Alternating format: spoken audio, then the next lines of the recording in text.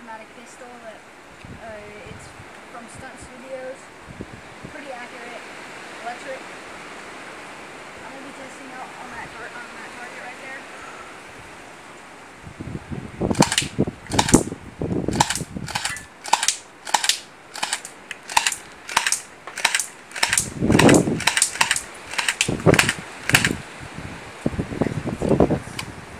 Alright, let's go take a look. Very easy. Alright, those are your shots right there. We got one right there. Probably One right these. there. There's a few right there. It's from about how far do you think you were back from that? Probably about 7 yards, maybe.